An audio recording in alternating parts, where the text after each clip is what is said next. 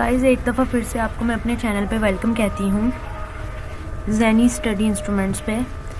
और आज का हमारा टॉपिक है, हम अपनी वीडियो को बिना वक्त ज़ाया किए स्टार्ट कर। आज का हमारा टॉपिक अगेन पाकिस्तानी लिटरेचर से है, शॉर्ट स्टोरी।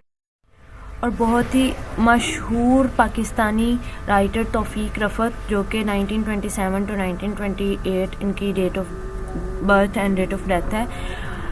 इनकी हम एक शॉर्ट स्टोरी है टच ऑफ विंटर को आज लाइन बाय लाइन डिस्कस करेंगे कि इसमें इन्होंने क्या कहा। तो सबसे पहले तौफीक रफ़त 1927 टू 1998 इनकी शॉर्ट सी बायोग्राफी को चेक कर लेते हैं हम। तौफीक रफ़त जो कि सियालकोट में पैदा हुए और इन्होंने इंग्लिश कॉलोनियल सिस्टम से अपनी एजुकेशन को कंप्लीट किया है। इसके अलावा इन्होंने पोइट्री को स्टार्ट किया था लिखना जब इनकी एज 12 साल की थी। और इनकी जो फैमिली थी वो बहुत ही एंसेस्ट्रल इनका घर था और इनकी फैमिली थी। इनके फादर का नेम ख्वाजा गुलाम मोहम्मद हाजिर थे, जो कि एक इंडिया के सप्लाई कॉन्ट्रैक्टर थे, यानी कि इंडिया आर्मी में। और पार्टीशन के दौरान 1947 में सियालकोट में became a part of Pakistan and family return to it. And then तौफीक रफ़त ने अपनी एजुकेशन जो थी वो English colonial system eight Dehradun Aligarh Lahore से कंप्लीट की। और फिर इन्होंने एजुकेशन कंप्लीट की कॉलेज ऑफ कॉमर्स लाहौर से, और फिर वो एक एग्जीक्यूटिव कंपनी के मैनेजर बन गए। फिर इन्होंने शादी की सेम कम्युनिटी में कश्मीरन से जो कि सियालकोट से बिलोंग करती थी, और इनकी वाइफ का नाम रिहाना रफ़त था, जो कि एक सोशल वर्कर और वुमेन राइट्स एक्टिविस्ट भी थी। और इन्होंने स्टार्टेड राइटिंग अब पोइट्री व्हेन ही वाज 12। और इनका जो फर्स्ट कलेक्शन है वो अराइवल ऑफ मॉनसून है, जो कि पब्लिश हुआ था 1985 में, जो कि एक 1947 टू 1978 के दौरान लिखा गया था। और इनका जो सेकंड कलेक्शन है पोइम्स का वो पब्लिश हुआ था 2009 में हाफ मून के नाम से। और ये best English language poets of the country माने जाते हैं।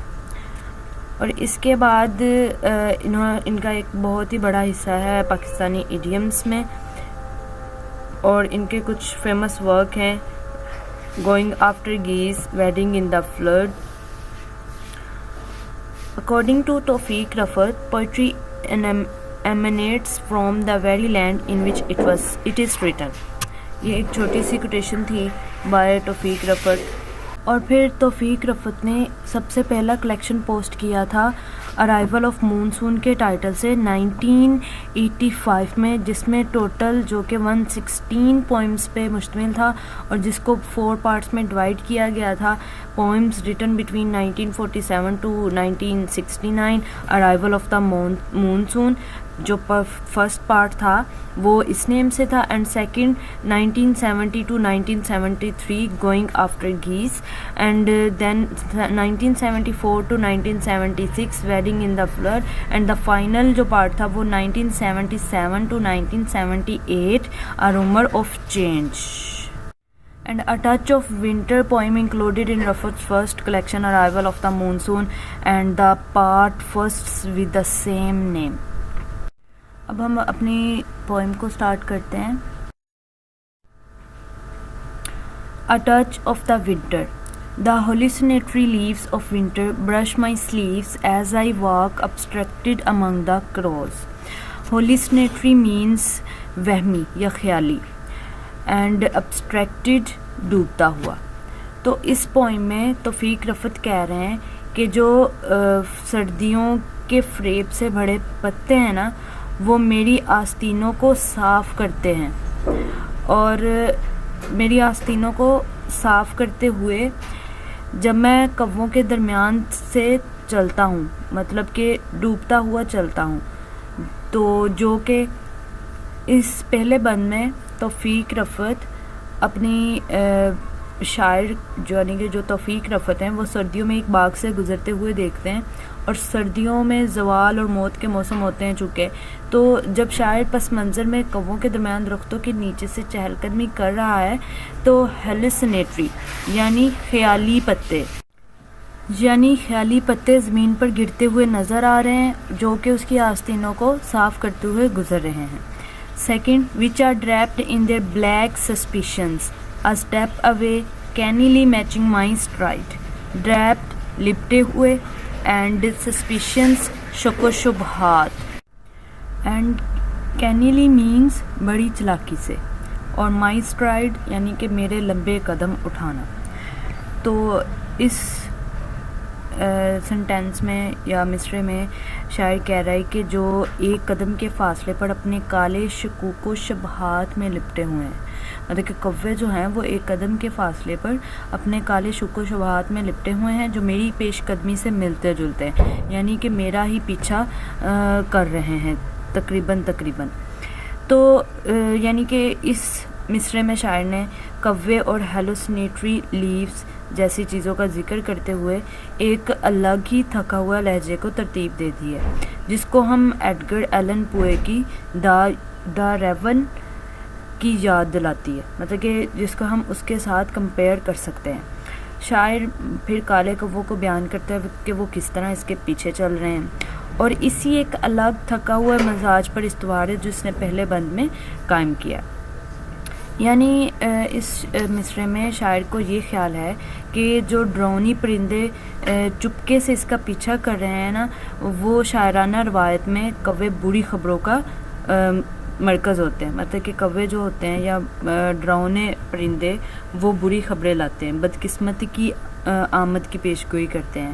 اسی وجہ سے جس کی وجہ سے انہوں نے نا شیکسپیئر کی دا ڈوو اینڈ دا فونکس کے ساتھ نا کمپیریزن کیا ہے، جس میں جنازے کے جلوسوں میں داخل ہونے سے منع کر دیا گیا ہے کووں کو۔ دین ہمارا نیکسٹ مصرع ہے A litmus wind which turns my red lips blue has burnt and launched the leaves۔ تو اس میں لٹمس ایک نیلا رنگنے والا مادہ ہے، کہ ایک ایسی چیز ہے جو کسی بھی چیز کو نیلا رنگ کر دے، بلو کلر، اینڈ لانچڈ جلا دینا یا ڈھانپ دینا۔ تو اس میں مصرے میں شاعر کہہ رہے ہیں کہ ایک لٹمس ہوا ہے، مطلب کہ نیلا رنگنے والے مادے کی ہوا ہے جس نے میرے سرخ ہونٹوں کو نیلا کر دیا، اور اس نے پتوں کو انسانوں کے لیے ہمیشہ کے لیے جلا دیا ہے۔ اس کے ہوشیار، اور اس کے بعد پھر شاعر اس میں ٹھنڈی ہوا کے جھونکے کی بھی بات کر رہا ہے، اور پھر شاعر لٹمس کا لفظ استعمال کرتا ہے اور سرد ہوا کی شدت کو بیان کرنے کے لیے اس کے ہونٹوں کا رنگ وہ امیجری یوز کرتا ہے، یعنی اندھیروں کا موسم اپنے عروج پر ہے اور شاعر کے ارد گرد پتے گر رہے ہیں جو موت اور تباہی کی علامت ہے۔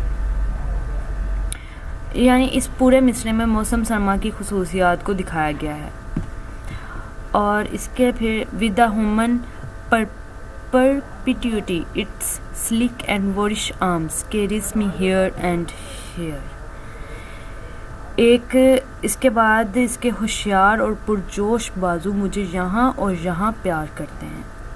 Now the ground burns with the littered five-pointed glory of the maple۔ littered کوڑا کرکٹ اینڈ میپل ہی، اب جو زمین میپل کے کوڑے پر 5 کے حساب سے جلال نکالتی ہے وہ جلتی ہے، اور تالاب کو کناروں سے and the pound is picked up the edges abruptly and shaken like a rug، and اور تالاب کو کناروں سے اچانک اٹھایا جاتا ہے اور قالین کی طرح ہلایا جاتا ہے۔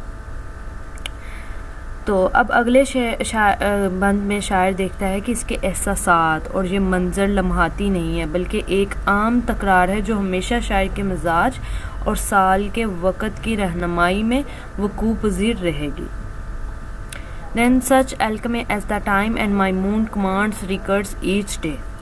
اور یہ ایسے وقت اور میرے موڈ کے حکم کے طور پر اس طرح کی کیمیا ہر روز مجھے بے چین رکھتی ہیں۔ Impatient for the coded note اور کوڈڈ دستخط کے لیے بے چین ہوتی ہیں. If I could revive that iller burning against a cool background, اگر میں سرد پس منظر میں اس کی جلنے کی جلن کو بحال کر سکتا ہوں. While the wind catapults its bird, جبکہ ہوا اپنے پرندوں کو لپیٹ لیتی ہے. Catapults لپیٹ لینا. کوڈڈ نوک اشاروں کی زبان. ریوائیو بحال کرنا. تو وہ اپنے پرندوں کو اپنے ہوا اپنے پرندوں کو لپیٹ لیتی ہے. And momentarily prolong the present one, the smoke and tang of it with acerbic phrase. There would be hope a granite experience may outlast these lynched days. یعنی وہ اور یہ سب کچھ لمحہ بلمحہ کے حساب سے طول دیا جاتا ہے اور اس کی ہوائیں اور ٹانگ کو ایک ازربک فکرے کے ساتھ خوش کر سکتا ہوں. تو امید ہوگی کہ گرینائٹ کا تجربہ دھندلے دن کو ختم کر سکتا ہے. تو ان آخری فکروں میں شاعر نے بڑا ہی اداس اور تنہا کسی عزیز کی طرف سے کسی خفیہ یا دیرینہ مطلوبہ دستخط کا انتظار کر رہا ہے جو بلا آخر شاعر کی روح کو پاک کر دے گا. تو آخر ایکولوگ میں شاعر کی خواہش ہے کہ اگر وہ اپنے اندر ایک درینہ جذبوں کو دوبارہ پیدا کر سکے. If I could revive the iller burning against a cool background, ان سب جذبوں کو اگر وہ دوبارہ پیدا کر سکے تو کیا وہ سردیوں کے ان لانتی دنوں سے زیادہ رہ سکے گا. یعنی نظم بنیادی طور پر ایک یک زبان ہے جہاں شاعر اپنے آپ سے مخاطب ہوتا ہے اور اس طرح موسم اور اس کے ماحول اور افسردہ شخصیت کے تحت وہ کیا کر سکے گا یا کیا نہیں کر سکے گا ان سب کو ایک کیفیت کو اس سب کی ایک کیفیت کو بیان کر رہا ہے. تو آخر میں ہم یہی کہہ سکتے ہیں کہ اداس سردیوں کا موسم شاعر کے مزاج اور اس کے افسردہ ٹائم کی عکاسی کرتا ہے. پوری نظم میں شاعر نے نظم کے اثرات کو بڑھانے اور بہت ہی افسردہ سا ماحول پیدا کرنے کے لیے مختلف امیجز کو خوبصورتی سے شامل کیا ہے جو شاعر کے اپنے جذبات کی آئینہ دار ہیں. گائز یہ تھا ہمارا آج کا ٹاپک. اگر کسی اور ٹاپک کی آپ کو ضرورت ہو تو آپ مجھے کمنٹ باکس میں ضرور بول سکتے ہیں. آپ کو نیکسٹ ویڈیو میں وہی ٹاپک ملے گا. Thanks for watching this video. اللہ حافظ.